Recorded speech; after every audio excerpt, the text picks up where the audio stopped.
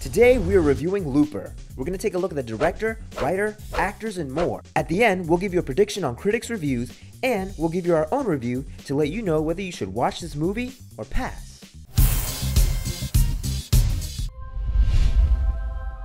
It may be a little confusing at first, so let's just get things straight. Joseph Gordon-Levitt works for the Mafia, a mafia from the future. They send people back to Joseph Gordon-Levitt's time to get whacked by him, and this way they don't leave any traces. One day he is assigned to kill his future self, aka Bruce Willis, but having failed to do so, the Mafia comes back in time to finish the job, and the two are left running for their lives. Or life. My life! Your life! Directing Looper is Rian Johnson. Under his belt he has The Brothers Bloom, which was praised for its acting performances. He also directed Brick, an independent film which garnered a couple of awards at several film festivals. Brick also starred Joseph Gordon-Levitt. Good to know they've had some experience working together before. He also directed the episode Fly in Breaking Bad, which was one of my favorite episodes of one of my favorite series, so the director has a pretty decent track record. Rian Johnson usually directs what he writes, and that's also the case for Looper. He's also editing this movie, so it's really a one-man show here. On one hand, it's a good thing that he's so involved, because that means he actually cares about this movie. But on the other hand, it might be a bad thing, because if you don't like Rian's style, then you won't like this movie. He just has way too much influence and control over it.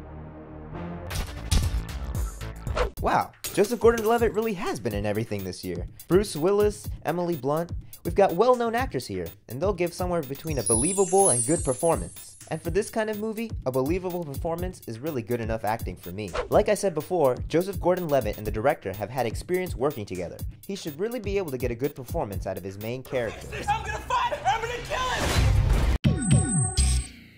You know, it's rare for Hollywood nowadays to come out with a truly original idea. This movie's not based on a book or a film like every other summer movie we've seen this year. Now because this movie deals with time travel, expect some plot holes and inconsistencies. Don't go into this movie thinking it's gonna make perfect sense, because it won't. I don't know about you, but this movie kinda reminds me of Inception. You know, it's like a serious take on something weird, like entering people's dreams or time travel.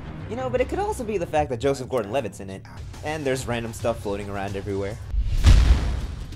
Well, this is an action movie, so there should be some good effects. From what I see, a lot of running and gunning, some explosions, you know, but there's nothing in the trailer that we've never seen before.